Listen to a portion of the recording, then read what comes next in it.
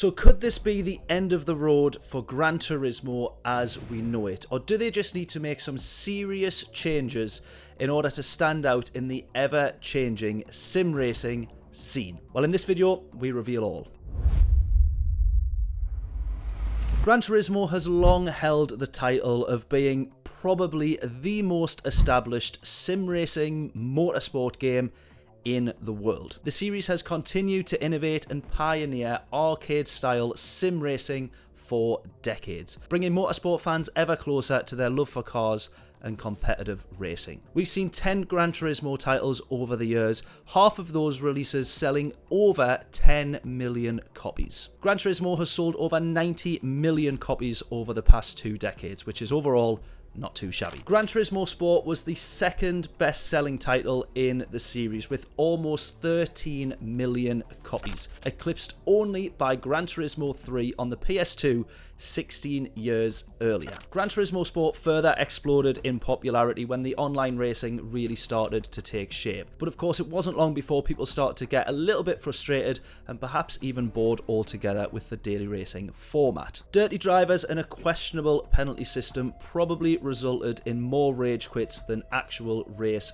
finishes, myself included in that one. And by the end of its life, stale was probably the only word we had for it. The release of Gran Turismo 7 saw Polyphony Digital smash what we basically thought were the boundaries of the sim racing scene, but with the game selling only half of its GT Sport predecessor in its first year, perhaps the love for Gran Turismo as a whole had actually dropped. Competition from other titles such as Assetto Corsa and iRacing give those who wanted a realistic sim racing experience the chance to take a step above the arcade style offering of Gran Turismo. And this is where part of the problem begins. Gran Turismo calls itself the real driving simulator, but for me it's a bit of an identity crisis because it finds itself right in between the let's go again arcade style racing and the super seriousness of the proper sim racing world. However, maybe that's what makes this game so successful. It doesn't overwhelm or alienate the newbies, but it definitely does enough to keep the proper sim racers. But here's the problem. Gran Turismo 7 is undoubtedly the best Gran Turismo in the series, but it sold less than half of the copies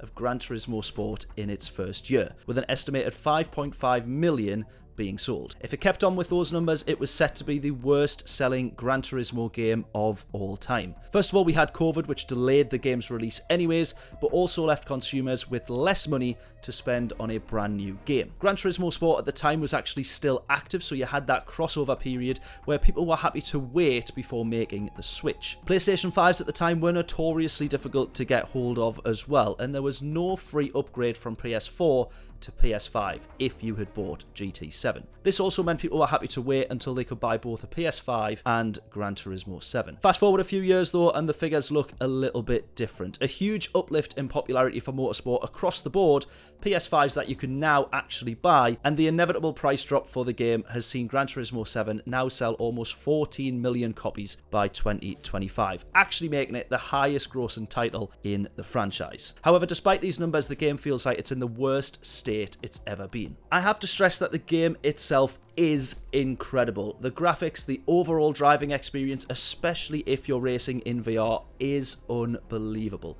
But we're talking about the actual state of play, particularly on online racing. More people than ever are boycotting the game altogether. More people than ever are jumping ship to other sim racing titles and consoles.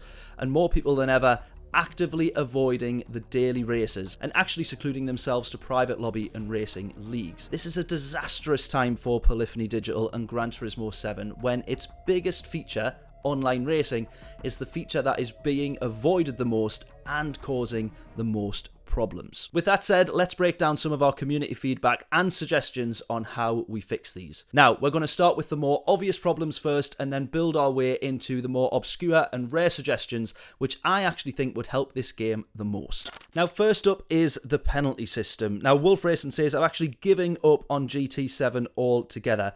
Being a B driver, the lobbies are absolutely horrid and PD has no proper penalty system.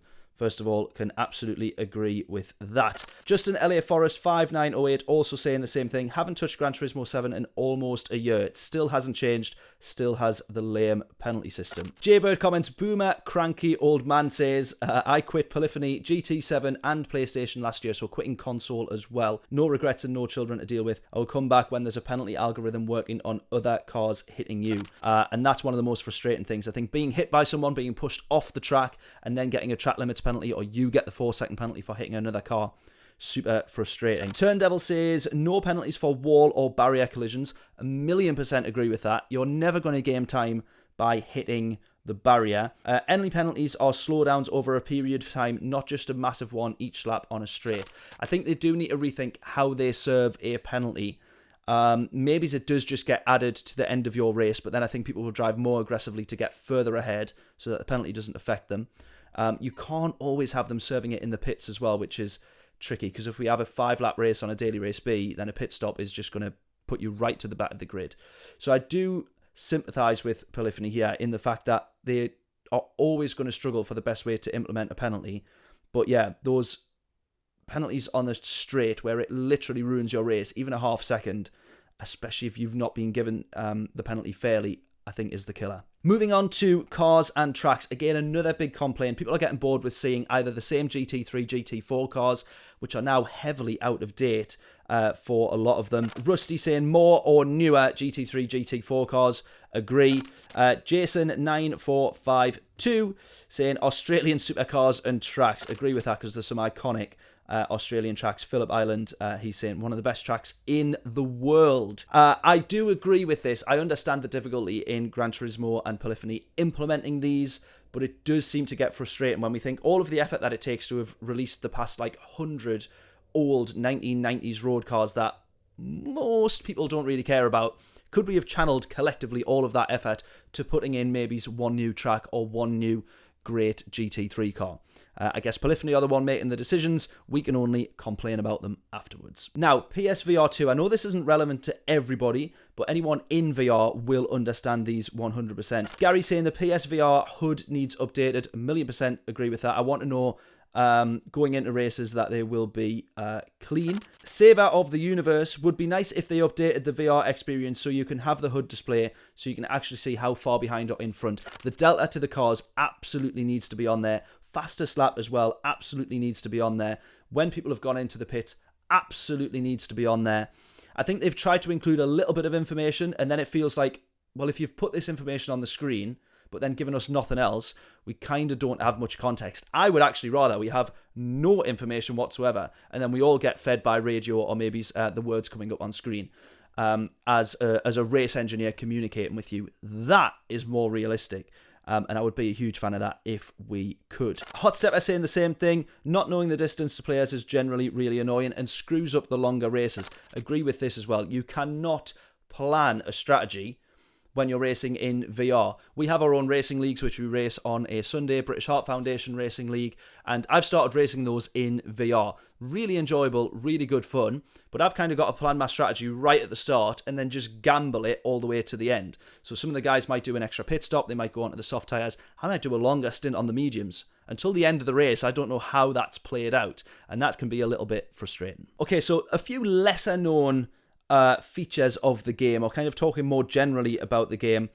Modified Blue Corsa says more customization in the game, full drag track mode so you can compete with other drivers online in your own car builds. Now, I'm not a massive fan of drag racing or strip racing, but that would be amazing. And surely, I know nothing is an easy development or an easy feature, but surely that has to be easier than some of the features that they've developed on the game. We've got the cafe thing, and we've got the paddock pass and meetups and all this sort of stuff. I would love to see a proper drag racing feature in there. I do think that that would be really cool. Rick says it's gone a bit stale. Agreed, first of all.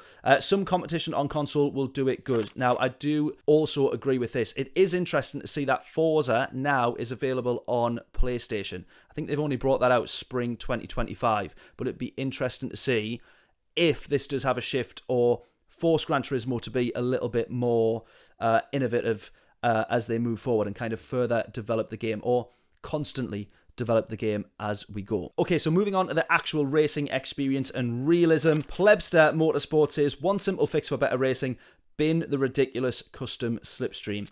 Now, in the shorter races, the slipstream can really help kind of just keep the race together a little bit. In the longer races, I think there's less need for it. But it can be a bit frustrating when you're going into races not knowing what the slipstream is going to be like until you've done 1 or 2 races and then kind of figured it out and realised. I would probably agree with them keeping that set in some way. Ali says 24 to 30 cars on track. There's a lot of feedback around bigger grids, more online races. He's saying a race D or even a race E. And that there should always be a manufacturer's or Nations Cup running. Now, I agree with both of these, but I think to make it easy for Polyphony and Gran Turismo, maybe we pick one and it's a mix of both, because I would love to see some kind of league racing, actually in the way that if we think to FIFA and Ultimate Team, it's been ages since I played FIFA, but you used to have the divisions in Ultimate Team. You'd have Division 10, and then the more that you went and won games, then you get promoted Division 9, and it would work on a bit of a point system. I would love to see just a flowing, kind of like just ever-living divisional racing category like that on Gran Turismo. And maybe it is built in with the manufacturers and Nations Cup racing series. But I would love to see that. Each week, that race changes, and that is where you're fighting for some kind of championship promotions and maybe into different seats and race categories. And I've suggested a lot about a really immersive career mode. Maybe that's the kind of career mode that we need, where you're still online racing with other people, but you get the promotions, the XP, you get to level up in terms of cars, in terms of racing spec and categories. I would love to see something like that, and I think it's something that really is a miss at the moment on Gran Turismo. Adam says, larger grids. In this day and age, having 16 cars on the grids is a bit poor. Should be 25 plus for me. Would be a bit of carnage on some tracks. Definitely would be, but make a daily race D and an endurance event with larger grids. Now, I'm going to talk a little bit about a daily race D or larger grids, endurance stuff in terms of my suggestions, but we'll get onto that in just a little bit. Moving on to daily race setup overall. Mitch says, new daily race added, again saying a daily race D. Everyone seems to say a daily race D. I'm going to get onto that in terms of my suggestions. Turndevil also saying daily race D, an endurance race for 1 hour as that daily race D. Add qualifying per race and not the whole race week. Give people a chance. Definitely. Now, that's the feedback from our community, but here are my 2 big suggestions that I think will quite literally save Gran Turismo, and I think they should be fairly easy to make. The first is what I deem to be very simple. When Gran Turismo 7 launched its trailers and its feature list, the first thing that blew everybody's minds was dynamic weather and true dynamic timing. This is a feature that has been so underused in the game, it's borderline criminal. There'll sometimes be a rare week of daily races where we have true dynamic weather, meaning that I can do any number of daily race Cs, for example, and the weather will change with each race. This, for me, is where Gran Turismo really does shine. Simply put, we need more of this, and we need it as standard. We once saw a daily race B have completely random weather for a race at Spa, and it absolutely transformed that week of daily races. In my opinion, if every race was truly dynamic, we wouldn't be crying out for that daily race D, because with that, most people just want a bit more variance. But if we actually get the variance within the races themselves, then I don't think we'd have anything to complain about. My second fix, I know that they can do, at least definitely for daily race C, and it is qualifying. We have qualifying in the Gran Turismo World Series events, so the manufacturers and the Nations Cup, and it works so well at mixing up the grid, but also making those longer combos and longer races a lot more interesting. I actually think that a one quickfire hot lap would be incredible. Now, personally, I think I'd be happy with the same format as the World Series, so we actually go out into the pit lane, we have a few minutes to do our out lap, and then we do our hot lap. But I can understand the difficulties in implementing that, especially when we have people trying to build a gap, tripping over themselves, blocking other people on laps, and then you have people hating each other before the race has even begun. But here's my suggestion, if it is possible. Have us all do a flying lap at the same time. We're not on track together, but we all run a timed lap at the same time, and the qualifying works in the same way it does offline or pre-lobby. Maybe we pick the car up a couple of corners before we actually cross the line, and then we go for it, and that is our timed lap. Good or bad, no matter how it goes, every lap would be different, and certainly your race position in every race would be different as well. This is going to stop people grafting for hours and hours on a really good quality time and means they don't start at the front for every race. We've actually had live streams where we've missed racing slots to focus on our quality time, and that for me I actually think is a bit of a shame. Now for me, I understand that these are fairly big fixes, but I do think they would go a long way to actually transforming this game back into the incredible sim racing experience we know it to be. At the very least, I think it would help tide us over until the release of Gran Turismo 8, which in fairness, most of our attention is now turning slowly towards. And with that, you can watch my Gran Turismo 8 wishlist up on the channel, where I share not only my wishlist, but the wishlist of our community and all of our must-have features for what surely will be an incredible sim racing game. In the meantime though, drop your comments below, make sure to hit subscribe, and I will see you in the next video.